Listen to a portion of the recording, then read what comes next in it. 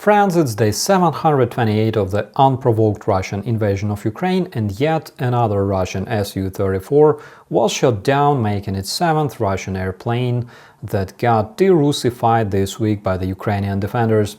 It was calculated that 338 Russian military aircraft, including bombers, fighter jets, cargo airplanes and reconnaissance aircraft, were destroyed over 2 years of the Russian invasion of Ukraine.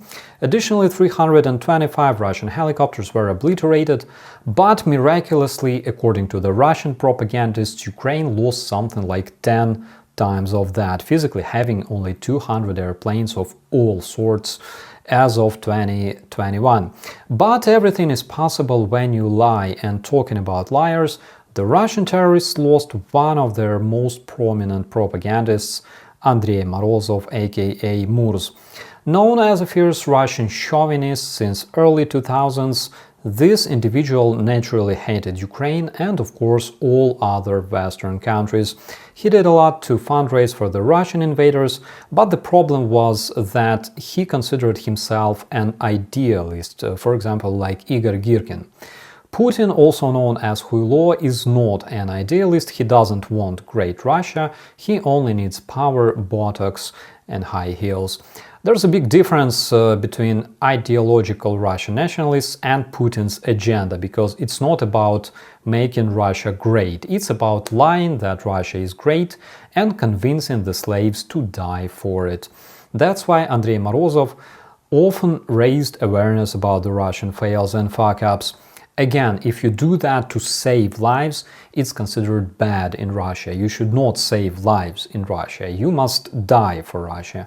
And Morozov didn't want to die himself or see his comrades dying for it, and often commented on everything that was going wrong in the Russian army, which resulted in him being shunned and hated by the true propagandists who stick to the official agenda.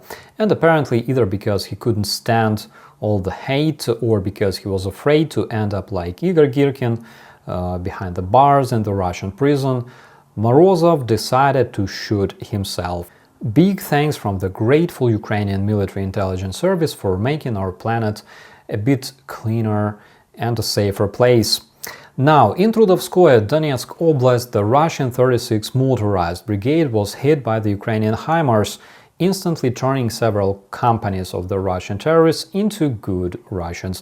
The available footage is too gruesome to show here, but you can still find some of the shots on my Twitter and in the YouTube community. According to the rumors, the terrorists were expecting a Russian general, and traditionally they all gathered in one place, which led to their rapid extinction.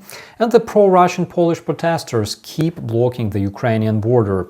The mass action that started as a protest against the miserable 5% of the Ukrainian grain that's been transported across Poland was initially organized by members of the Polish political movement Confederation of Freedom and Independence, known for their open support for Putin and the Russian terrorists, as well as anti-European and anti-NATO ideology.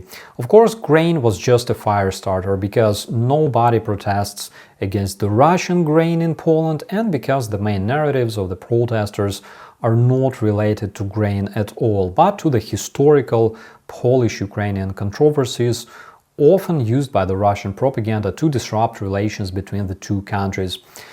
And as I already mentioned, the typical far-right rhetorics involve criticizing NATO, which, as we know, is the main target for all Putin's propagandists and media. Additionally, the Russian agents were already identified among the Polish protesters. Convince people that NATO is bad and let the good Russian tanks into your country. Putin approves. My friends, 24th of February, this Saturday, there will be a meeting in your hometown dedicated to the 2nd anniversary of the Russian war against the civilized people. Please make sure to be there. I will be definitely happy to meet some of my European friends as well. My friends, with that I wish you all a beautiful day. I'm Operator Starsky. As always, be safe.